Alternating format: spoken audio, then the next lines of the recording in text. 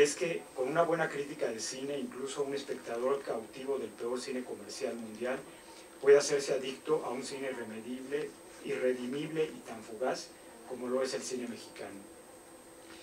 No existe labor más incierta que el oficio del análisis y la crítica de nuestra propia cinematografía. Alrededor de los años 50, el escritor, poeta, ensayista, guionista y también crítico de cine, Javier Villaurrutia escribió, comillas, la crítica cinematográfica es una ocupación alternativamente grata e ingrata para quien la ejerce. ¿Qué sentido espiritual falta al mexicano que, cuando se ve enjuiciado con desinterés en alguna actividad, prefiere sentirse perseguido? ¿Acaso la ausencia de una crítica sistemática y coherente, objetiva y desinteresada lo ha colocado en el peligro extremo de no resistir ninguna advertencia, ninguna censura bien intencionada? La crítica debe ser clara y objetiva. El crítico no debe cohibirse a la hora de expresar su verdadero sentir ante aquello que juzga. No importa que a veces, como sucede en el caso de la valoración de filmes mexicanos, se llegue a acusar al crítico de traidor a la patria. Fin de las comillas. Varios de los conceptos de Villaurrutia siguen vigentes, otros ya no se adecúan al cine nacional de nuevo milenio. Prevalecía el concepto de una crítica a la producción misma y los valores estéticos y morales, no tanto hacia el concepto del film. Ambas ideas son válidas, pero apuntan a direcciones opuestas. Desbrozar las diferentes estructuras narrativas de una obra fílmica presupone la creación de teorías y conceptos, acompañados por supuesto de la experiencia y del análisis constante. Por supuesto, la sensibilidad y la cinefilia sincera y adquirida desde temprana edad ayudan sin duda. Ahora bien, no se trata de establecer quién tiene la razón y quién no, qué teorías funcionan y cuáles no, o imponer gustos, sino en pensar en quiénes son o quiénes han sido y quiénes serán los espectadores y los lectores cinéfilos que han enfrentado o enfrentarán las diversas propuestas de un análisis cinematográfico que incita a la reflexión y a encontrar otras luces y otras paradas en el camino. Es cierto que el crítico de cine tiene que estar al día respecto a las películas que se exhiben y las que no, aquellas que tienen impacto en las salas, incluso en los tiempos de pandemia que sufrimos, y aquellas otras que solo tienen cabida en Cineteca Nacional, cineclubes virtuales y sitios digitales, y en las mismas plataformas de arte o comerciales, es decir, de Movie a Netflix, pasando por la recién desaparecida Cinefilia Malversa. Y también es cierto que el análisis cinematográfico en México es escaso, y más aún la revisión de la industria fílmica nacional en su conjunto. En ese sentido, un nuevo reto para aquellos ensayistas, investigadores y críticos cinematográficos será acercarse a ese huidizo cinéfilo y lector ocasional que ha cambiado las páginas de los libros y los diarios por las redes y internet, quienes además con un simple teclazo pueden acceder a filmografías, anécdotas, notas de producción, críticas de cine. Y es que hoy en día, después de la pandemia, la recepción del cine se trastocó por completo. Las plataformas sustituyeron a las salas de cine y el público se sumó a las OTTs. ¿Cómo llegar a ese nuevo lector y proponerle un lenguaje y una narrativa alternativa a partir de una interpretación personal? Es evidente que se necesita una labor de construcción que requiere constancia y agudeza. Es un hecho que la reinterpretación de una obra cinematográfica debe ser abastecida por los auténticos cinéfilos incansables, dispuestos siempre a encontrarse senderos alternos en una época donde la trivialidad impone el rumbo. Ahora, más que nunca, la labor del crítico, del analista, del historiador de cine, de nuestro cine, debe ser sensible, perceptiva y propositiva. 2. El 2 de enero del año 2000, justo con la llegada del nuevo milenio, apareció en la jornada semanal una nueva columna dedicada de manera particular a abordar las diferentes aristas del cine mexicano. Una cinematografía armada por retazos, ya que cada sector de la comunidad fílmica creía o cree que el suyo es el único que importa, descalificando sobre todo a aquellos dedicados a señalar aciertos y errores desde la trinchera más modesta del gremio, la crítica del cine. Lo sorprendente de aquella columna, titulada Sin excusas, escrita por el narrador, poeta, crítico de cine y querido amigo Luis Tovar, misma que se ha mantenido activa y vigente a lo largo de casi 25 años, está consagrada de manera casi exclusiva a abordar el cine mexicano contemporáneo en su conjunto. Parece un sinsentido, no obstante, en nuestro país son contados aquellos ensayistas, historiadores o críticos entregados a reflexionar de manera sistemática sobre nuestra propia historia fílmica. El par de libros presentes, Sin Excusas 1, Cine Mexicano 1999-2009, y Sin Excusas 2, Cine Mexicano 2010-2022, resguardan una recopilación, revisión y reactualización de varios de los textos de esta columna escritos entre el año 2000 y el 2022 por Luis, entrañable amigo y colega a quien conocí como jefe de redacción de una de aquellas revistas de cine surgida en los 90, Cinemanía. Más tarde nos volveríamos inseparables en los diferentes festivales de cine junto con otros colegas y hoy en día, gracias a su generosidad, colaboro de manera regular en el suplemento La Jornada Semanal que Luis dirige. Gracias, Luis. El primer volumen abarca 11 años de una de las etapas más sugestivas y menos estudiadas del cine nacional, justo cuando aparecen al menos tres obras emblemáticas que darán la pauta para la creación de un nuevo cine mexicano: La Ley de Herodes de Luis Estrada, Amores Perros de Alejandro González Iñárritu y Perfume de Violetas de Marisa Sistach, hasta el año 2009, lo que coincide a su vez con la llegada de otros tantos cineastas que darán un giro a nuestra cinematografía, anticipando no solo la bonanza de la producción y los premios en el extranjero que hoy se vive, es el despegue de debutantes de ese momento y hoy figuras relevantes como serían Carlos Reigadas, Amat Escalante, Fernando Emke, Everardo González, Kenia Márquez, Paula Markovich, Ernesto Contreras, Julián Hernández y muchos más. A su vez, aparecen aquí títulos y realizadores desconocidos para la generación millennial que, sin embargo, resultan imprescindibles en aquel periodo, incluso antes. Bienvenido Welcome, Un Hilito de Sangre, La Guerrilla y la Esperanza, Los Ladrones Viejos, Rito Terminal, Un Mundo Raro, Bajo California, El Límite del Tiempo, El Sueño del Caimán, Segundo Siglo, 1973, Dulces Compañías, Seres Humanos, Dos Abrazos y otros trabajos atrayentes y poco abordados. En el caso del segundo volumen, se trata de un periodo de 13 años. Es la confirmación de un nuevo cine mexicano que creció sobre todo bajo el amparo de varios festivales nacionales trascendentales como serían Morelia, FICUNAM, Los Cabos, Guadalajara, Guanajuato y otros más, y el impresionante despegue del documental con Tatiana Hueso a la cabeza, el impacto de un nuevo cine de comedia romántica con figuras como Omar Chaparro, Marta Higareda, Slim Derbez, Mauricio Ockman, Ana Serradilla y más. Incluso el caso de cineastas de un cine no comercial que debutaban en las comedias de videocine y similares, como Roberto Fiesco y Ernesto Contreras, entre otros. La suma de realizadores con una visión más ácida, como serían Alonso Ruiz Palacios, Pepe Valle, J.M. Cravioto, o un cine de alto impacto a cargo de varias realizadoras como Astrid Rondero, Fernanda Valadez, Alejandra Márquez, Lilia Vilés y otras más. Todo ello a través de la personalísima pluma de Luis Tovar, un estilo bronco, directo y sin concesiones, no exento de ironía y reflexión, como lo muestran sus certeros textos que hoy edita Ediciones Sin Nombre, y en donde se revisa, se ironiza y se celebra esa entelequia proclive a todos los rechazos, odios, embelezos y asombros que es el cine mexicano y que hoy nos reúne. Gracias.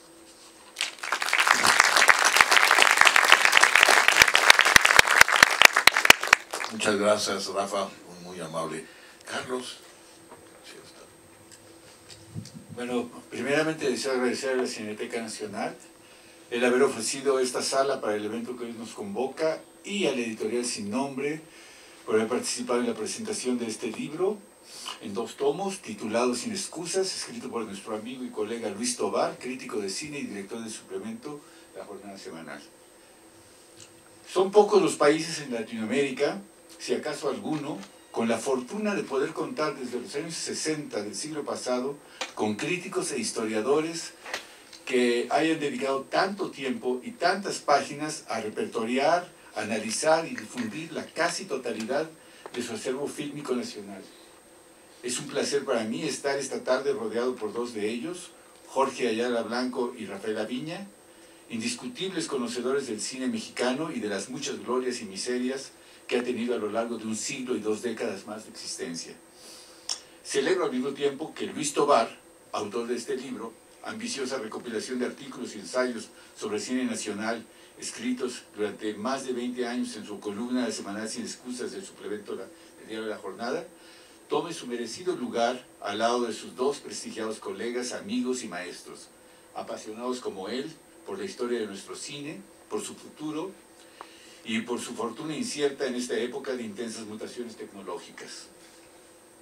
El voluminoso díptico de crónicas cinematográficas que es Sin Excusas no se limita a reunir en sus 1000 páginas las reseñas de varias docenas de films analizados por espacio de 2 décadas. Ofrece algo más significativo, sustancial y sobre todo más perdurable que la simple reseña fílmica que muchos colegas suyos proponemos cada semana. Luis Tovar ha hecho de su columna sobre cine un estupendo espacio de reflexión desde el cual defiende no solo sus puntos de vista sobre determinadas películas mexicanas y extranjeras, sino un buen número de causas relacionadas con el cine mexicano. La exigencia continua de mejores esquemas de producción, distribución y exhibición de nuestro cine, o el señalamiento puntual de la escandalosa desproporción entre lo que se proyecta en las pantallas comerciales, más de 80% de cine extranjero, mayoritariamente estadounidense, contra un porcentaje mucho menor de un cine nacional mal distribuido y con alta frecuencia invisibilizado. Sorprende constatar hasta qué punto los señalamientos críticos de Tovar, hechos hace 20 años, mantienen al día de hoy una increíble vigencia. Se trata de posturas disidentes con respecto a la cuestión de una política abusiva en los doblajes al español de las cintas extranjeras o a las eternas deficiencias de una ley de cinematografía siempre postergable, siempre incompleta y siempre frustrante, o a la repartición arbitraria y desigual de los ingresos en taquilla entre productores, distribuidores y exhibidores, o a la reticencia de dejar de considerar al cine mexicano como una mercancía más dentro del marco del Tratado de Libre Comercio con América del Norte y a transformarlo para la buena salud de la industria local en una auténtica excepción cultural como desde hace décadas lo hace Francia.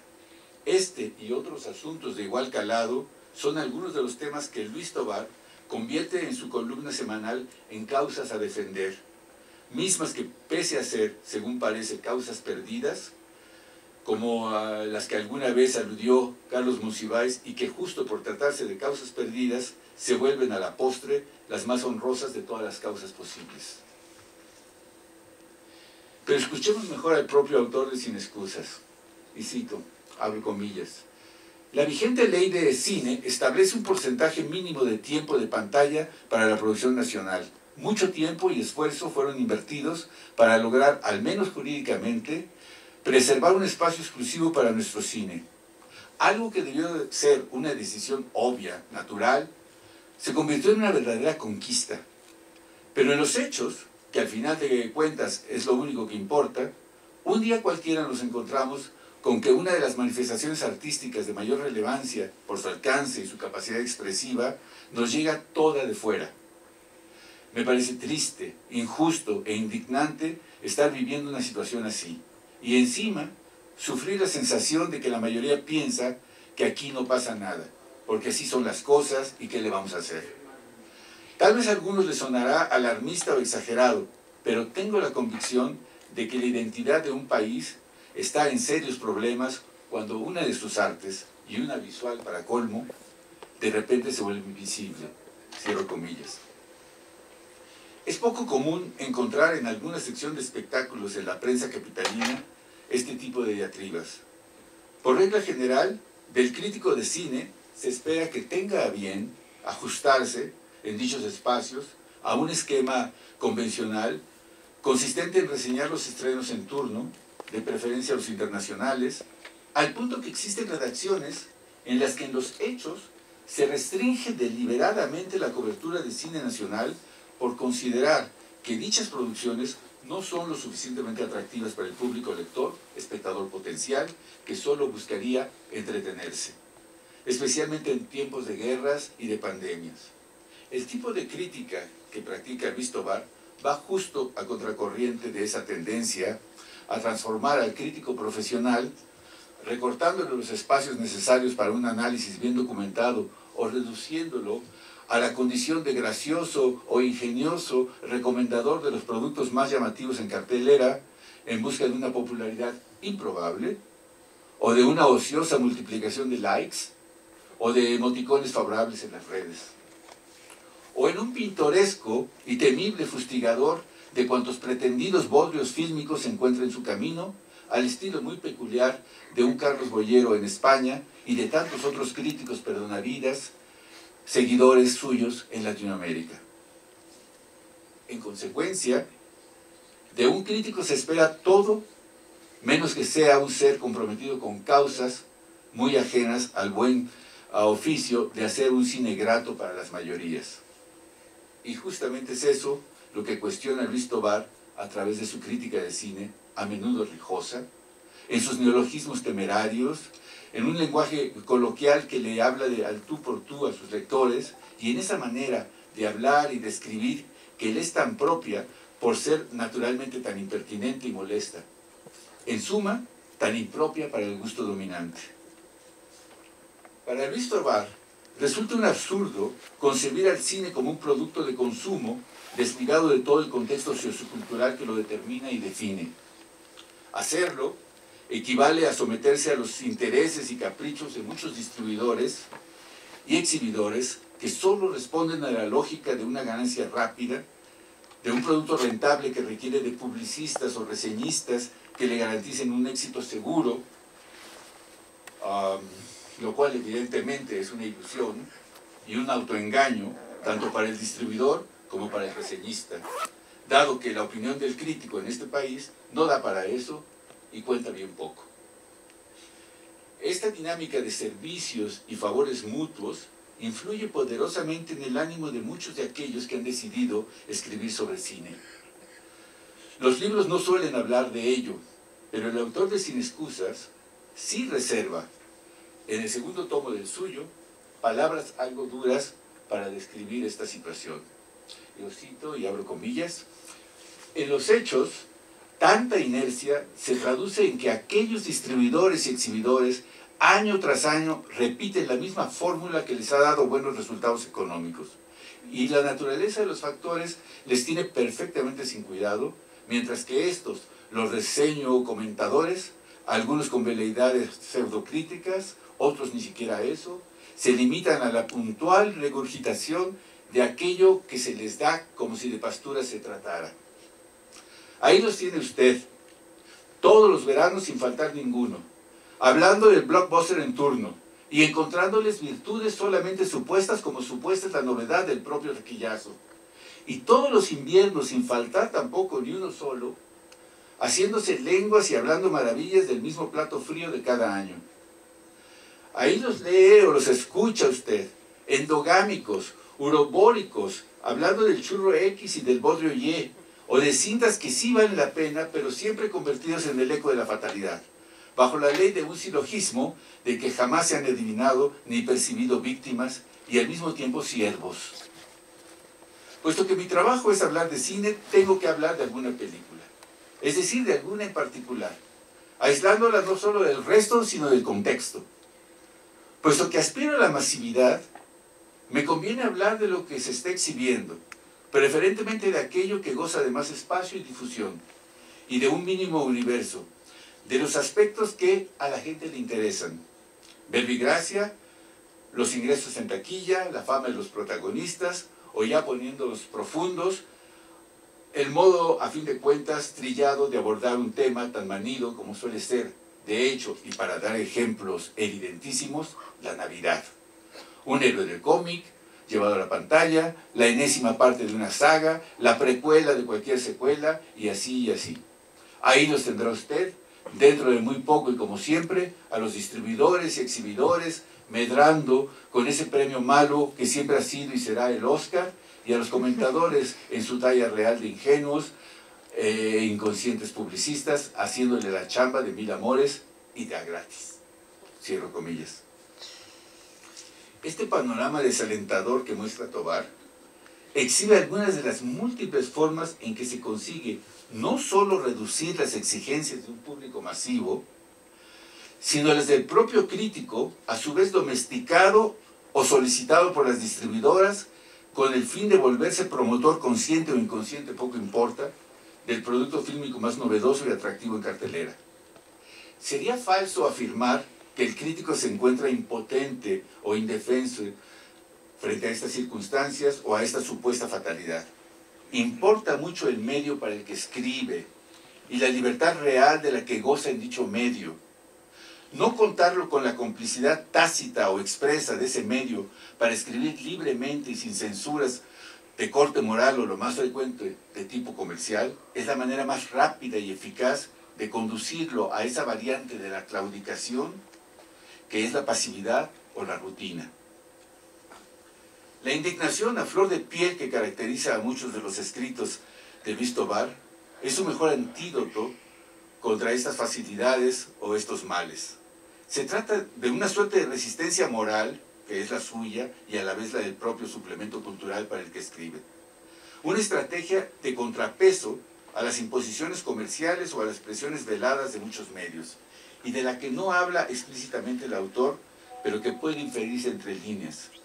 Y de lo que no habla es de la opción siempre válida y siempre a la mano de que los críticos a su vez opongan y promuevan el cine que con frecuencia desdeñan distribuidoras y exhibidores comerciales y también algunos diarios, ciertamente no todos, y medios electrónicos de comunicación, eso sí en su mayoría, y destacarlo en sus notas semanales o mensuales, en sus diarios, suplementos o revistas, brindando un espacio privilegiado al tipo de cine que proyectan los cineclubs, el circuito universitario y la máxima casa de promoción y exhibición del buen cine que es, desde hace ya 50 años, la Cineteca Nacional. Eso mismo es parte del esfuerzo plasmado en Sin Excusas, en la práctica semanal del propio Tovar y de un puñado de sus colegas, entre los que destaco a quienes hoy nos acompañan en esta mesa. Ustedes podrían preguntarse, ¿para quién acabarán escribiendo en definitiva estos críticos? La respuesta es sencilla, para cinéfilos como los que esta noche nos acompañan en esta sala. Muchas gracias.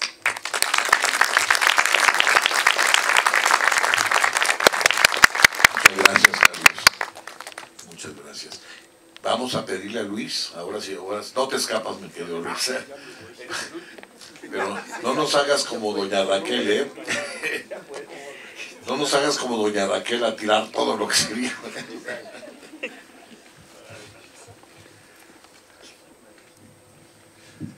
Bueno, buenas noches a todos. Yo voy a decir muchas veces la misma palabra, pero es que necesito usarla bastante. La palabra es gracias. Porque agradecimiento y no otra cosa es lo que yo más siento ahorita. Sin un orden particular, porque son muchos.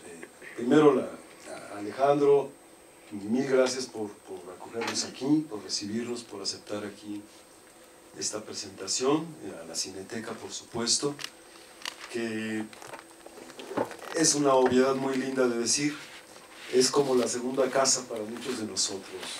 El tiempo que pasamos aquí, la cantidad de tardes, mañanas, noches, en las que estamos pisando estos pasillos, sentados en esas butacas, vuelven a eso, a la Cineteca.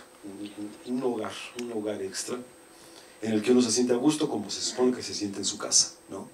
Haciendo lo que le gusta, con gente con la que se lleva bien, a veces mejor que con la familia, ¿verdad? Y así. Entonces, primero gracias por esta hospitalidad.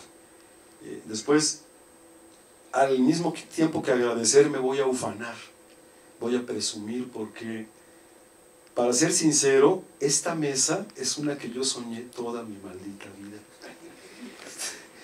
Porque la verdad es que yo a Carlos, a Rafa y a Jorge los leía desde antes de yo ponerme a escribir sobre cine.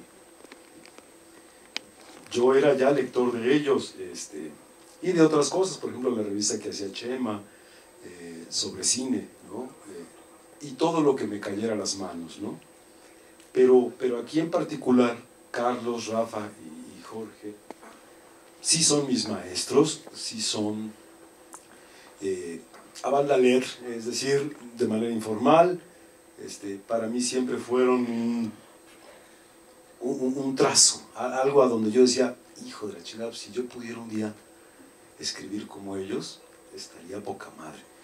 No lo he logrado, pero siento que no estoy ya tan lejos como al principio de hacer un trabajo como el que a mí siempre me admiró de ellos, con la consistencia, con la severidad en el mejor sentido, o sea, cuando se es severo con uno mismo y con su oficio, y también con el gusto, ¿no? Al mismo tiempo de estar reflexionando y de estar compartiendo aquello que a uno le apasiona.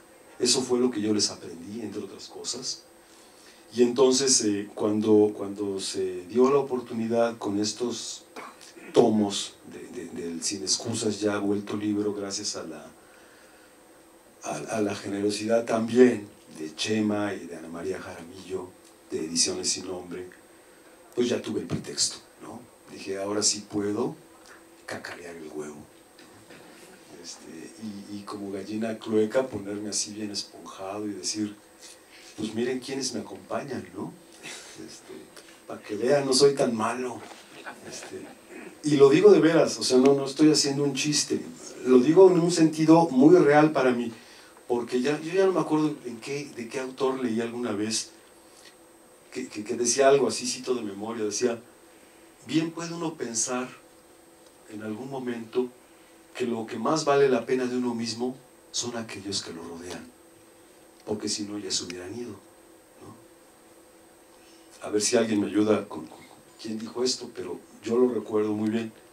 Entonces, en ese sentido, pues ahí está, otro agradecimiento porque el libro fue posible gracias a la generosidad de los amigos, esta mesa es posible también por eso, y entre todos esos agradecimientos, también obviamente quiero hacerle uno muy grande a mi casa, a mi otra casa que es La Jornada, a Carmen Lira, a la directora del periódico, que pues durante todo este tiempo, digo, hay más cosas que hago yo en La Jornada semanal, pero la columna que comenzó un 4 de enero de 2000, ¿no?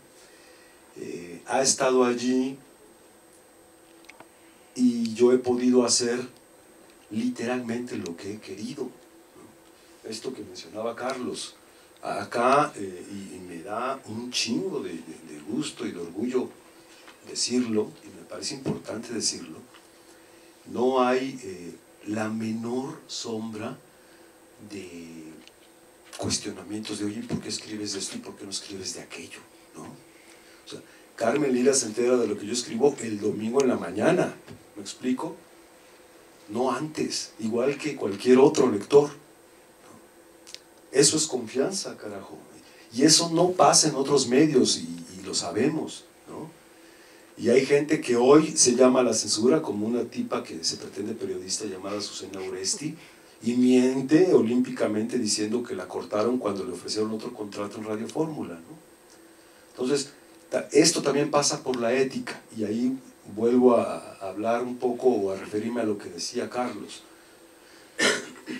Postura ética, claro, ¿no? Decir, soy y en esto creo y esto pienso. Digo, si uno tiene un espacio como yo en eso me considero muy privilegiado, pues ni modo de estar hablando pues de los Transformers, ¿no? O sea, libre medior.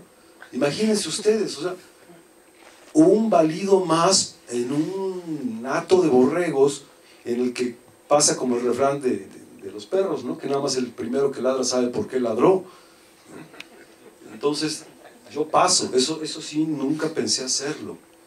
Y entonces, cuando uno se da cuenta, voltea, y resulta que ya pasaron 24 años, casi 25, de hacer esto, ¿no?